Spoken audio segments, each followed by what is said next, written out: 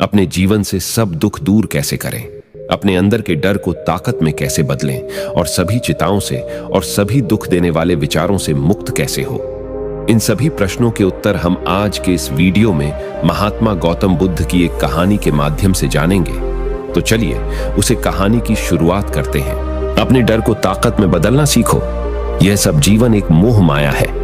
इस दुनिया में केवल दुखी दुख भरा हुआ है और सब लोग डर डर के जी रहे हैं। इसलिए आज के इस वीडियो में हम गौतम बुद्ध के अनुसार अपने डर को ताकत में कैसे बदल जाए, यह जानेंगे एक कहानी के माध्यम से। तो चलिए आज की कहानी की शुरुआत करते हैं।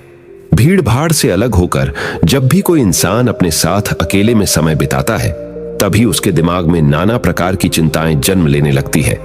मनुष्य की प्रवृत्ति ही ऐसी है कि वो ज्यादातर समय नकारात्मक ही सोचता है। अपने लक्ष्य को कैसे प्राप्त किया जाए, ये सोचने की जगह वो ये सोचता है कि अगर लक्ष्य पूरा नहीं हुआ तो मैं क्या करूंगा। और इस प्रकार की नकारात्मक विचारधारा के कारण जीवन परांत डर डर कर जीता रहता है। अगर पूरी बुद्धिमानी और सजगता के साथ इस डर को समझने जाए तो यही डर इंसान के पतन का कारण बनता है। ऐसा मनुष्य जो खुद पर संदेह करता है, भला वो कैसे सफल हो सकता है। लेकिन बुद्धिमानी से अगर इस डर का उपयोग किया जाए तो यही डर उसकी सबसे बड़ी ताकत बन सकता है। काश केवल एक बार उसने खुद पर विश्वास किया होता तो उसे मालूम होता है कि उसके डर में ही उसकी ताकत का रहस्य छुपा हुआ है। यह कहकर सन्यासी चुप हो गया और चुपचाप अपने कदमों पर ध्यान लगाते हुए जंगली घास पे से आगे बढ़ने लगा। संध्या का समय था।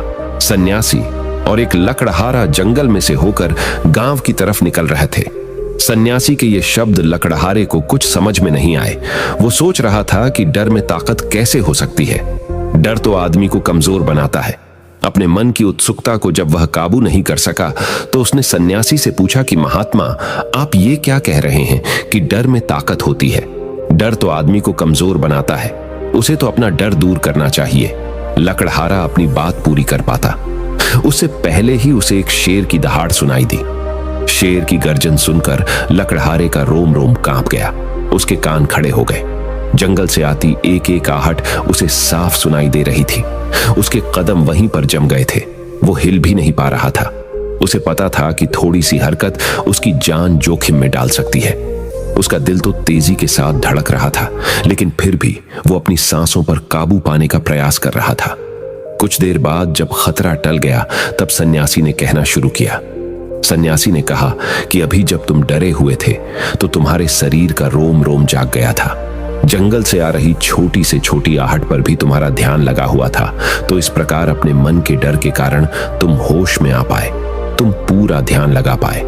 इससे पहले जब तक तुम्हें शेर की दहाड़ सुनाई नहीं दी थी तब तक तुम अपने विचारों में खोए हुए थे। लेकिन जैसे ही तुम्हें शेर की दहाड़ सुनाई दी वैसे ही तुम्हारे सारे विचार गायब होकर तुम वर्तमान में उपस्थित हो गए थे। यदि तुम्हें अभी शेर से बचकर भागना होता या फिर उससे लड़ना होता तो तुम्हें अपने शरीर की वो क्षमता देखने को मिलती जो आज तक जीवन में तुमने खुद भी महसूस नहीं की होगी। जब कोई कुत्ता तुम्हारे पीछे दौड़ता है उस समय तुम्हारी जो रफ्तार होती है वो तुम्हारी आम जिंदगी से कहीं ज्यादा होती है। साधारण जीवन में तुम इतने तेज नहीं दौड़ पाओगे जितना कि एक कुत्ते के सामने दौड़ पाओगे। ये ताकत या कहें कि हमारे शरीर की क्षमता अभी देखने को मिलती है जब हमारा मन डर में होता है। किसी डरावनी परिस्थिति में हमारा मस्तिष्क और हमारा शरीर अपने उच्चतम श्रेणी में काम करता है। जो काम तुम आम जिंदगी में नहीं कर पाते वो तुम्हें डरा कर कराया जा सकता है। जहां पर भी तुम्हें डर का एहसास होता है वहीं पर तुम्हारी इंद्रियां पूर्ण रूप से सक्रिय हो जाती है। तुम्हारे कानों की सुनने की क्षमता तेज हो जाती है, दृष्टि एकटक हो जाती है, पूरी सजग हो जाती है, सक्रियता बढ़ जाती है। और जैसे जैसे वो डर खत्म होता है वैसे वैसे तुम सुप्त अवस्था में चले जाते हो। तुम सो जाते हो और तुम्हारे इंद्रिय पफिर से आराम की स्थिति में चली जाती है। सन्यासी ने लकड़हारे से कहना जारी रखा कि परीक्षा से एक दिन पहले जो याद करने की तुम्हारी गति होती है वो साधारण याद करने की क्षमता से कहीं तेज होती है। सिर्फ एक बार याद किया हुआ तुम्हें परीक्षा के समय याद रह जाता है और तुम जानते हो कि ये सब परीक्षा के डर से ही होता है। इसीलिए डर को दूर करने की जगह इंसान को यह सोचना चाहिए कि वो अपने डर को ताकत कैसे बना सकता है।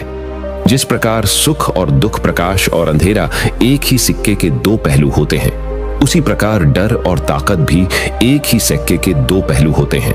जिस प्रकार रोशनी के बिना अंधेरा पूर्ण नहीं होता, सुख के बिना दुख पूर्ण नहीं होता, उसी प्रकार डर के बिना ताकत का भी कोई महत्व नहीं है। लकड़हारा सन्यासी के ज्ञान से बहुत प्रभावित हुआ, उनके चरणों में नतमस्तक हो गया और उनसे पूछा कि महात्मा, अंधेरे को तो दिया जलाकर रोशनी से भरा जा सकता है, लेकिन अपने डर को ताकत में कैसे बदले? इसके लिए कोई उपाय बताएं। इस पर सन्यासी ने कहा कि डर दो प्रकार के होते हैं। सबसे पहला मानसिक डर और दूसरा शारीरिक डर। सन्यासी ने लकड़हारे को समझाते हुए कहना शुरू किया कि मान लो तुम्हें जंगल से होकर गुजरना है और अचानक तुम पाते हो कि तुम्हारे मन में शेर का ख्याल आ गया। अभी तक प्रत्यक्ष रूप में शेर तुम्हारे सामने नहीं आया है ना, उसकी दाढ़ सुनाई दिए, मतलब दूर दूर तक कोई अंदेशा नहीं है कि जंगल में शेर मौजूद है, लेकिन शेर का ख्याल आने से तुम्हारे मन में एक डर पनप गया। अब तुम्हारा उठने वाला एक एक कदम उसी डर से अभिभूत होगा। हर समय तुम्हारे मन में यही ख्याल चलेगा कि कहीं शेर ना जाए। ये शेर वर्तमान में तुम्हारे सामने नहीं है, ये तुम्हारी बहुविषयक की कल्पना है। इसी प्रकार जो मनुष्य अतीत और भविष्य की चिंताओं में डूबा रहता है, वो मानसिक डर का शिकार होता चला जाता है। इसी विडंबना के कारण वो अपने जीवन में जीतने भी निर्णय लेता है।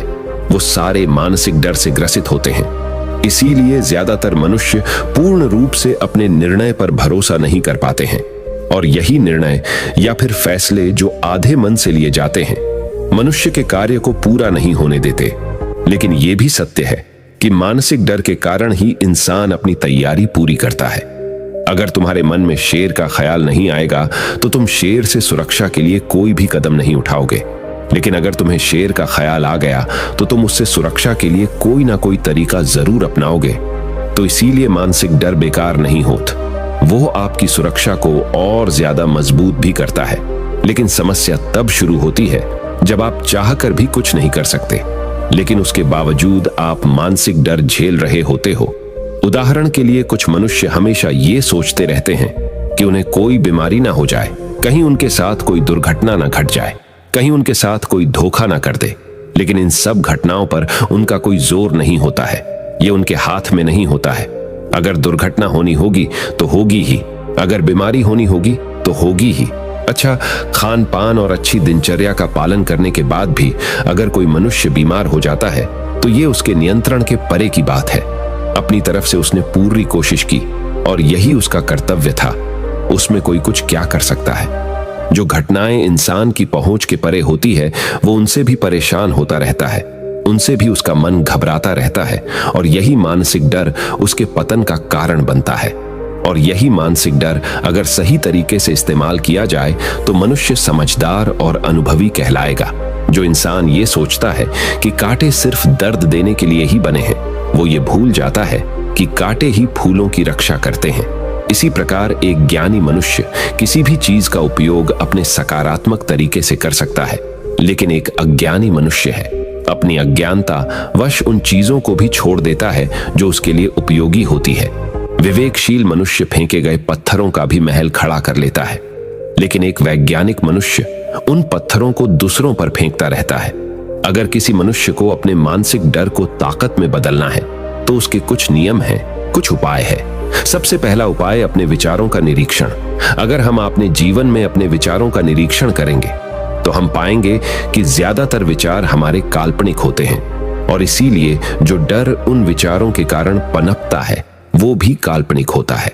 ज्यादा सोचने वाले लोगों को जब सोचने के लिए कुछ नहीं मिलता तो वो निरर्थक बातों के बारे में सोचने लगते हैं, और वो बेकार के विचार उसे तो परेशान करते ही हैं, साथ ही साथ उसके परिजनों को, उसके सगे संबंधियों को भी परेशान करते हैं। इसीलिए ज्यादा सोचने वाले लोगों को यह समझना चाहिए कि मन में उठ रहे तमाम विचारों में से काम के विचार कौन से हैं और बेकार के विचार कौन से हैं।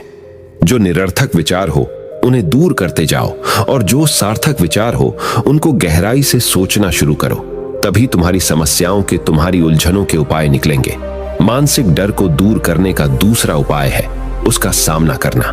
इसका मतलब यह नहीं है कि तुम शेर के सामने जाकर खड़े हो जाओ, बल्कि इसका मतलब यह है कि पूर्ण सुरक्षा के साथ तुम जंगल में जा रहे हो। यदि जंगल में जाना बहुत आवश्यक है तो तुम शेर के डर से अपने घर पर नहीं बैठ सकते हो। इसी प्रकार मनुष्य के जीवन में बहुत सारे डर होते हैं, जैसे कि परीक्षा का डर, लक्ष्य ना पाने का डर, झूठ बोलने का डर, सच के पता लग जाने का डर, अपनों को खो देने का डर, दुर्घटना हो जाने का डर। लेकिन जैसे जैसे समय के साथ इन डरों का सामना किया जाता है, वैसे वैसे ये डर जीवन से दूर होते चले जाते हैं। अगर तुम इनसे बचने का प्रयास करते हो तो ये जीवन भर तुम्हें सताते रहेंगे।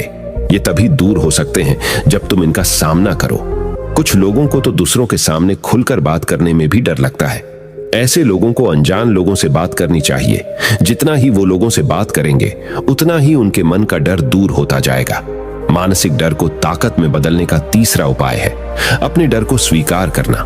बेहद से लोग अपने जीवन में अपने डर को स्वीकार ही नहीं करते। अगर आप उनसे पूछेंगे कि उन्हें किस चीज से डर लगता है, तो वह साफ इनकार कर देंगे कि उन्हें किसी चीज से कोई डर नहीं लगता। लेकिन दूसरों की नजरों में ऊंचा उठने के लिए ये झूठ उन्हें बहुत महंगा पड़ता है।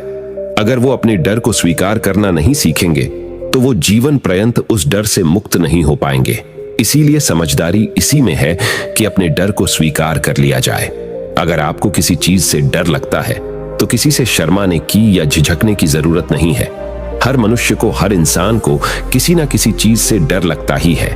और आप पाएंगे कि जैसे ही आप अपने डर को स्वीकार करते हैं, वैसे ही आपका डर खत्म होना शुरू हो जाता है। और जितना ही आप अपने डर को छुपाने की कोशिश करेंगे, आपका डर उतना ही मजबूत होता चला जाता है। ये सारे तरीके तुम्हारे मानसिक डर को दूर कर सकते हैं, लेकिन शारीरिक डर को दूर करने के लिए तुम्हें दूसरे तरीके अपनाने होंगे। सबसे पहले यह समझो कि शारीरिक डर कौन सा होता है। मान लो तुम किसी जंगल से गुजर रहे हो और अचानक तुम्हारे सामने शेर आ जाता है। तुमने पहले नहीं सोचा था कि शेर तुम्हारे सामने आ सकता है, लेकिन जब वो तुम्हारे सामने आता है तो तुम्हारी सारी शारीरिक गतिविधियां शिथिल हो जाती है। तुम्हारी सांसें अटक जाती हैं, मस्तिष्क काम करना बंद कर देता है और तुम्हारा दिल तेजी के साथ धड़कने लगता है। तो इसीलिए जब बिन सोची बात हमारे साथ घटित होती है तो हमारा शरीर उस डर को महसूस कर पाता है और वही शारीरिक डर कहलाता है। ऐसे समय में शारीरिक डर को दूर करने के कुछ उपाय हैं, कुछ तरीके हैं। सबसे पहला उपाय तो यही है कि अपने ऊपर संयम रखें। जब किसी मनुष्य के साथ बिन सोची बात घटती है तो सबसे पहले उसका संयम टूट जाता है और संयम टूटने के साथ उसका मस्तिष्क काम करना बंद कर देता है और इसी वजह से सोचने और समझने की प्रक्रिया भी रुक जाती है, क्योंकि हमारा शरीर उसी प्रकार कार्य करेगा। इस प्रकार हमारा मस्तिष्क उसे निर्देश देगा। अगर मस्तिष्क की सोचने समझने की शक्ति खत्म हो गई तो हमारा शरीर भी शिथिल हो जाता है। तो इसीलिए अगर कठिन समय में मनुष्य अपने ऊपर संयम रखता है तो उसका मस्तिष्क सही तरीके से काम करता है और वो सही निर्णय लेकर उस परिस्थिति से तत्काल बाहर आ सकता है। यहाँ पर दूसरा उपाय समझने का यह है कि जीवन में कुछ भी घटित हो सकता है। जीवन बड़ा चमत्कारिक होता है। वो हमारी सोच के अनुरूप नहीं चलता, बल्कि उसमें कुछ भी हो सकता है और यही जीवन की खूबसूरती होती है। अगर आपको आज ही पता चल जाए कि आने वाले 10 साल तक हम क्या कर पाएंगे, तो आपकी जीवन में से रुचि खत्म हो जाएगी। लेकिन अगर जीवन एक रहस्यमयी किताब की तरह बना रहेगा तो आप अपने जीवन से कभी नहीं थकेंगे। आपका जीवन आपको आश्चर्यचकित करता रहेगा।